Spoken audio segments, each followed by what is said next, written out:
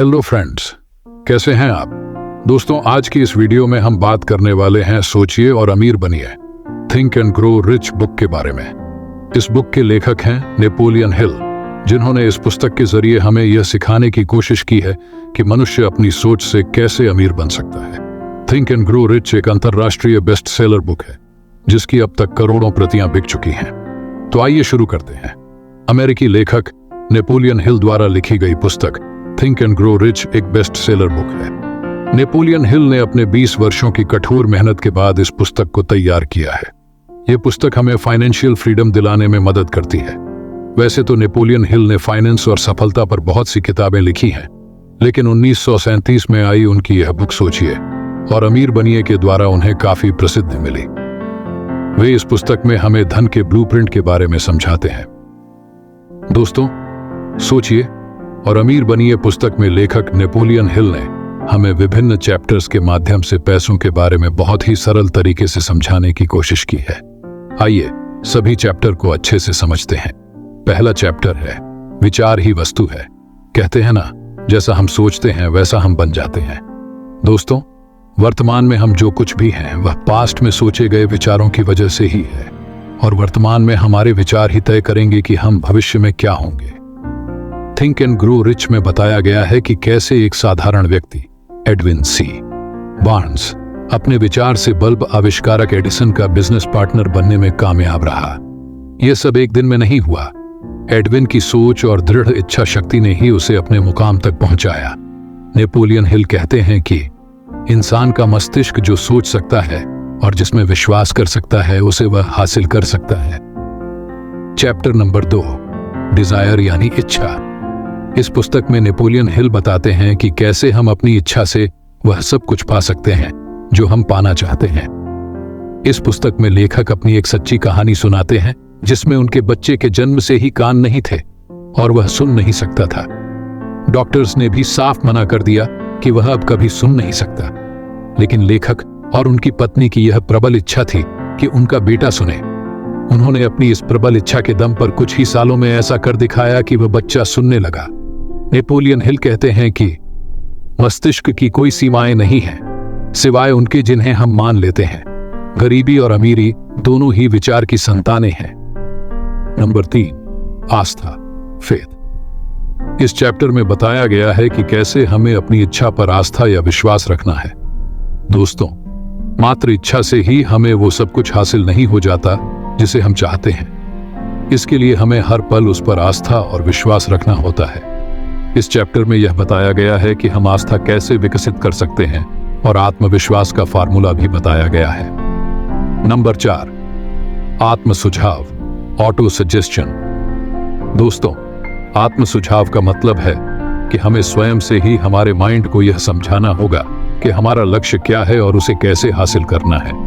यहाँ लेखक बताते हैं कि हमें किसी शांत जगह पर जाकर अपने लक्ष्य को एक डायरी में नोट कर लेना चाहिए। हमें यह नोट करना चाहिए कि हम क्या चाहते हैं या कितनी धनराशि चाहते हैं। उसके बाद यह नोट करें कि अमुक धनराशि या लक्ष्य को कितने टाइम में हासिल करना है।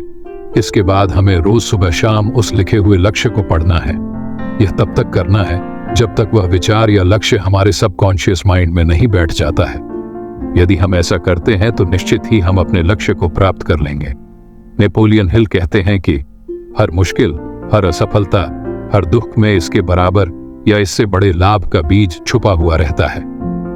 नंबर 5, विशेषज्ञों का ज्ञान। इस चैप्टर के माध्यम से लेखक यह कहना चाहते हैं कि हमने अपने लक्ष्यों को तो नोट कर लिया, लेकिन यदि हमारे पास उस लक्ष्य का कोई विशेष ज्ञान नहीं है तो फिर हम उसे पा नहीं सकते। इसलिए आप जो बनना या होना चाहते हैं उसका नॉलेज लें, तभी आप सफल हो सकते हैं। नंबर 6, कल्पना, इमेजिनेशन। अमीरी की दिशा में यह महत्वपूर्ण कदम है। कल्पना सचमुच वह वर्कशॉप है जहां इंसान द्वारा बनाए गए सभी प्लान सही आकार में ढलते हैं। यहां मस्तिष्क की कल्पना की शक्ति द्वारा संवेग या इच्छा को आकार, रूप और कार्य रूप दिया जाता है। नंबर 7, सुव्यवस्थित योजना। दोस्तों, हमें अपना लक्ष्य हासिल करने के लिए एक सुव्यवस्थित योजना बनानी होती है, तभी हम अपने लक्ष्यों को हासिल कर पाएंगे। इसमें लेखक कहते हैं कि हमारी योजना को मूर्त रूप देने के लिए हमें दूसरों के सहयोग की जरूरत होती है। अब प्रश्न यह है कि दूसरे लोग हमारा सहयोग क्यों करेंगे? यदि हम पहले उनकी मदद करें तभी वे हमारा सहयोग करेंगे। हमें अपने लक्ष्यों की प्राप्ति में शामिल लोगों को साथ लेकर चलना होगा। नंबर 8, निर्णय, डिसीजन। इस चैप्टर में लेखक कहते हैं कि हमें अपनी टाल मटोल की आदत पर विजय पाना है, तभी हम अपने निर्णयों पर कायम रह सकते हैं। हमें अपने लक्ष्य को प्राप्त करने में जो भी निर्णय लेने हैं वह खुद से ही लेना है। नंबर 9, लगन, परसिस्टेंस। इस अध्याय में लेखक कहते हैं कि इच्छा को आर्थिक समतुल्य में रूपांतरित करने की प्रक्रिया में लगन एक अनिवार्य तत्व है। यदि हम अपनी इच्छा शक्ति को लगन के साथ मिला दें तो हम अपने लक्ष्यों को जल्दी ही प्राप्त कर लेंगे। नंबर 10, मास्टरमाइंड की शक्ति। धन कमाने में सफलता के लिए शक्ति अनिवार्य है। योजनाएं तब तक निष्क्रिय और व्यर्थ हैं जब तक कि उन्हें कार्य रूप में रूपांतरित करने की पर्याप्त शक्ति ना हो। यह अध्याय वह तरीका बताएगा जिसके द्वारा कोई व्यक्ति शक्ति हासिल कर सकता है और उसका उपयोग कर सकता है। नेपोलियन हिल कहते हैं कि सुख करने में मिलता है, स्वामित्व में नहीं मिलता। नंबर 11, अवचेतन मस्तिष्क, सबकॉन्शियस माइंड। आप अपने अवचेतन मस्तिष्क को पूरी तरह से नियंत्रित नहीं कर सकते, परंतु आप इसे अपनी इच्छानुसार कोई भी योजना, इच्छा या लक्ष्य दे सकते हैं जिसे आप मूर्त रूप में देखना चाहते हैं। इंसान का अवचेतन मस्तिष्क एक ऐसा माध्यम है जिसके द्वारा वह अनंत प्रज्ञा की शक्तियों का इच्छानुसार सहयोग हासिल कर सकता है। नंबर 12, डर के 6 भूत। यह चैप्टर इस किताब का अंतिम अध्याय है जिसमें लेखक डर के 6 भूतों का वर्णन करते हैं और हमें इन डरों से दूर रहने की सलाह देते हैं। लेखक के अनुसार वे 6 डर कौन से हैं, आइए जानते हैं। 1, गरीबी का डर। 2, आलोचना का डर। 3, बुरे स्वास्थ्य का डर। 4, प्रेम के बिछुओं का डर। 5, बुढ़ापे का डर। 6, मौत का डर। यदि इनमें से कोई भी डर हमारे अंदर है तो हम अपने लक्ष्य को प्राप्त नहीं कर सकते, इसीलिए हमें इन डरों से दूर रहना चाहिए। तो दोस्तों, ये वीडियो आपको कैसा लगा कमेंट में जरूर बताना, और हाँ, ऐसे ही वीडियो देखने के लिए वीडियो को लाइक और चैनल को सब्सक्राइब कर लेना। मिलते हैं आपसे अगले वीडियो में। अगर आपको 90 दिनों में अमीर बनना है तो इस वीडियो को जरूर जाकर देख लेना।